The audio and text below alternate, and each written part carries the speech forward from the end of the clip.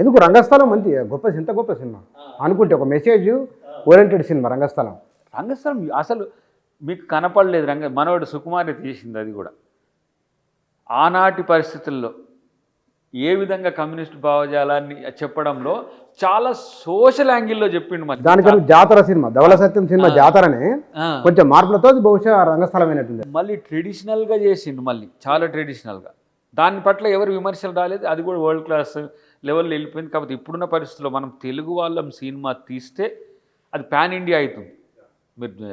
మీరు ఎందుకు సార్ దానికి కొంచెం వర్షన్స్ పెట్టుకోరారు. ఇప్పుడు నెట్ఫ్లిక్స్ అమెజాన్ వచ్చినాక ఏమైందంటే వర్షన్స్ నువ్వు ఇంగ్లీష్ అని కొడితే ఇంగ్లీష్లో వస్తుంది, డబ్ చేయడమే అంతే. సో ఇప్పుడు అంటే తెలుగు వాళ్ళు సినిమా తీస్తే ప్రపంచం చూసే స్థితికి వచ్చింది. ఒకరోజు హాలీవుడ్ సినిమా వస్తే, టైటానిక్ సినిమా వస్తే ఇక సంగీత్ కాడికి పోయి మన వైకుంఠంలో పొక్కలకి వెళ్ళి చూసినట్టే ఎప్పుడు టికెట్ దొరుకుతాయి అని ఉండే. ఇప్పుడు అట్లా ఇండియన్ మూవీస్ అయినాయి. ఇండియన్ మూవీస్ తెలుగు వాళ్ళే ఎక్కువైనాయి. ఇండియన్ మూవీస్ కూడా ఎందుకు రవితేజకు, మన బాలకృష్ణ గారికి, అర్జున్కి కూడా చాలా ఎక్కువనే ఉంది మార్కెట్ హిందీలో. ఏ సినిమా అయినా వాళ్ళు హిందీలో డబ్ చేసుకొని, ఎక్కడో నేను మణిపూర్ ఎలక్షన్స్ అప్పుడు చూసిన వీళ్ళ సినిమాలు ఖాళీ టైంలో. మణిపూర్లో చూసిన థియేటర్లో.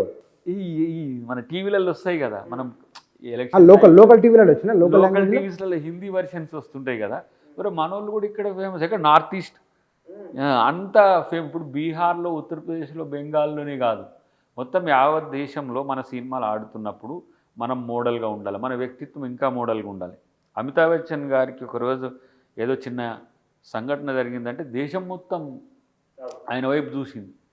అట్లనే రేపు మన హీరోలకి ఏమైనా సరే అట్లా ఉండాలి, హ్యుమానిటీని పెంచుకోవాలనేది ఆ తాపత్రయం. ఇంకోటి తెలుగులో తెలంగాణ కూడా ఈ మధ్య ఇంకెక్కువ పెరుగుతున్నారు. తెలంగాణ వాళ్ళు తీసే సినిమాలు కూడా మంచి మంచి. తెలంగాణ వచ్చినాక ఈ 11 ఏళ్ళైన తెలంగాణ సినిమా పరిశ్రమ అది బలపడేందుకు, నిలబడేందుకు ఏం ప్రయత్నాలు ఏం జరిగినట్లేం లేవు. జరిగినట్టు లేకపోయినా ఇది న్యాచురల్ గ్రో. ఇది మన ప్రభుత్వం మద్దతు ఇవ్వకుండా ఎట్లా సాధ్యం? ప్రభుత్వం మద్దతు అంటే ఇప్పుడు మనం చేసేది ట్యాక్స్లు తగ్గియడము, లేకపోతే వాళ్ళకి అవకాశాలు, డబ్బులు ఇవ్వాలి కదా. కానీ మన వాళ్ళ సినిమాట్రిక్స్ ఇతర ప్రాంతాల కంటే పెరిగిపోయింది. అది మనం ప్రౌడ్గా ఫీల్ కావాలి. ప్రభుత్వం ఉడతా సాయం చేస్తుంది తప్పితే టాలెంట్కి అయితే ఎవరు కాదు కదా. ఈ టాలెంటెడ్ డైరెక్టర్స్ మన వాళ్ళలో ఆ గిల్డ్ పెరిగింది. తర్వాత వాళ్ళ మధ్యన కూడా మ్యూచువల్ కోఆపరేషన్ పెరిగింది.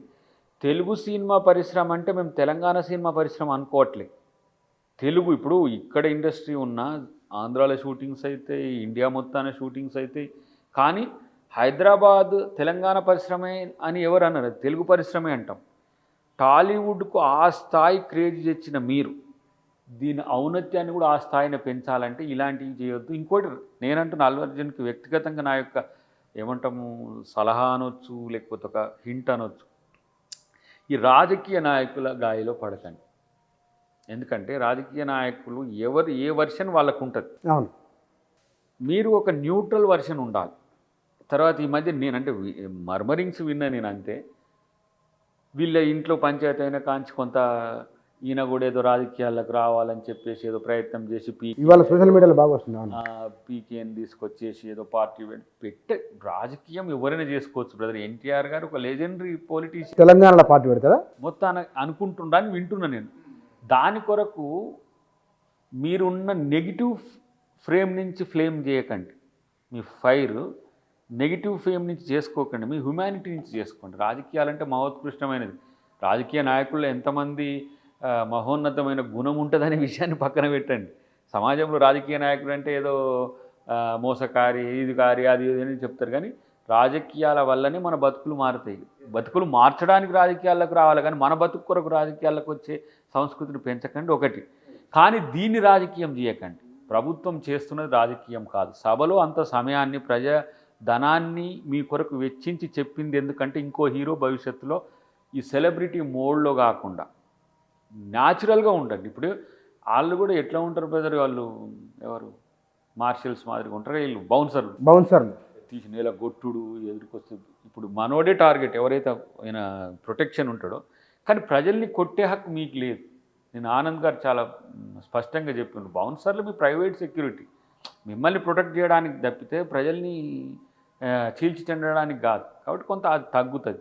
ఇప్పుడు హైడ్రా వల్ల చెరువులను కబ్జా చేసుకోవాలనుకుంటోళ్ళు భయపడ్డట్టు, భూములు కొనుక్కుంటోళ్ళు, ప్లాట్లు కొనుక్కుంటోళ్ళు జాగ్రత్త తీసుకుంటున్నట్టే ఈ సంఘటనతోని సెలబ్రిటీస్ ఎవరైనా, political celebrities, cinema celebrities, what ever, మీరు కొంచెం జాగ్రత్తగా ఉండి సామాజిక అంశాలు కూడా దీంట్లో ఉంటాయి. చట్టం అనేది ఒకటి ఉంటుంది, అది పనిచేస్తుంది. నేను ఉపహార కేసును ఎందుకు దృష్టిలో పెట్టుకుంటున్నా అంటే సీరియస్గా అన్నది. అరే వినోదం కొరకు వస్తాడు బ్రదర్ నీ దగ్గరికి, చావడానికి రాడు కదా.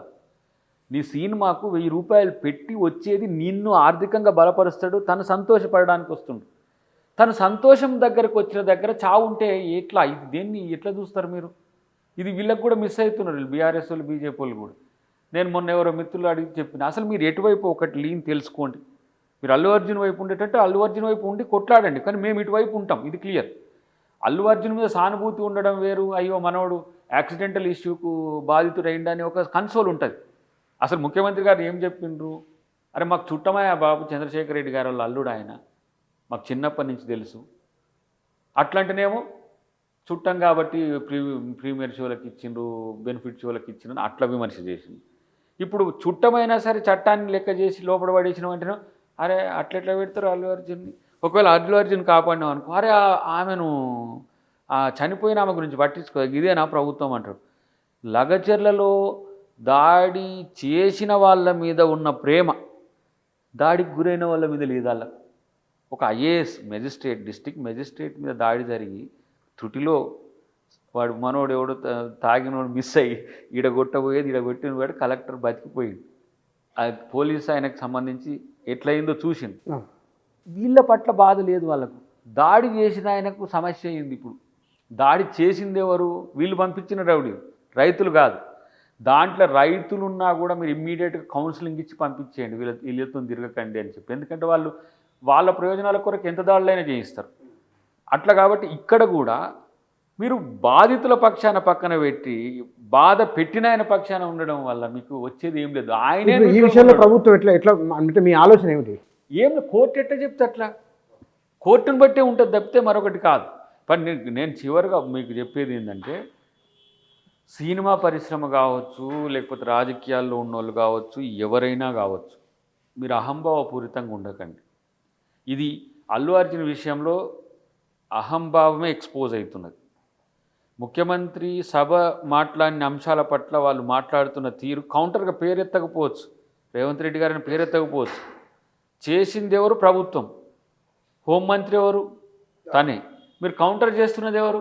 మళ్ళీ నాకేం తెలియదు, నేను ఎవరిని ఉద్దేశించింది కాదు. కాబట్టి కొంత బ్యాలెన్స్గా ఉంటే రేపు కోర్టు ఏం చేస్తే అది చెప్తుంది. ఇప్పుడు మేము కోర్టు తిట్లు పడొద్దనే కదా ఇదంతా చేసేది. సమాజంలో మేము ద్రోహులం కావద్దు, దోషులం కావద్దనే కదా. సమాజంలో ద్రోహులు, దోషుల కంటే కూడా మనిషి ప్రాణం కంటే ఏది విలువైనది కాదు. అది బాటం లైన్. That's it.